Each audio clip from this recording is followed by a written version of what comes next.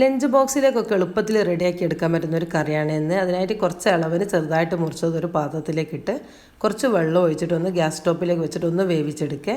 ഈ ഒരു സമയത്ത് ഒരു തേങ്ങൻ്റെ പകുതിയിലേക്ക് ചെറിയുള്ളിയും ചെറിയ ജീരകവും ചേർത്ത് 1/2 ടീസ്പൂണാണ് ചെറിയ ജീരകം ചേർത്ത് നന്നായിട്ടൊന്ന് അരച്ച് മാറ്റി വെക്കുക.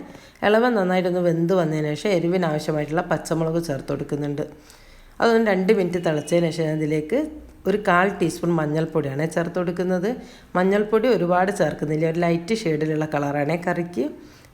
ഇനി ഇതിലേക്ക് ഞാൻ അരച്ച് വെച്ചിട്ടുള്ള തേങ്ങ ചേർത്ത് കൊടുത്തിട്ടുണ്ട്. തേങ്ങ ചേർത്ത് കഴിഞ്ഞാൽ ഒരുപാട് തിളച്ച് പോവാതെ ശ്രദ്ധിക്കണേ. തിളച്ച് പോവുകയാണെങ്കിൽ തേങ്ങ പിരിഞ്ഞു പോവും. നമുക്കൊന്ന് അവിടെ തിള വരുമ്പോൾ ഈ കറി ഒന്ന് വാങ്ങി മാറ്റി വെക്കാം. ഇനി ഇതിലേക്കൊന്ന് വറവ് ചെയ്ത് കൊടുക്കാം. നമ്മൾ ഈ കറി കുട്ടികളൊക്കെ നന്നായിട്ട് ഇഷ്ടപ്പെടുന്ന ഒരു ടേസ്റ്റാണ്. അതുകൂടാതെ നമുക്ക് ചപ്പാത്തിക്കും പത്തിരിക്കൊക്കെ നല്ല ടേസ്റ്റി ആയിട്ടുള്ളൊരു കറിയാണിത്. വീഡിയോ ഇഷ്ടപ്പെടാൻ ഒന്ന് ലൈക്ക് ചെയ്ത് സബ്സ്ക്രൈബ് ചെയ്ത് സപ്പോർട്ട് ചെയ്യണേ.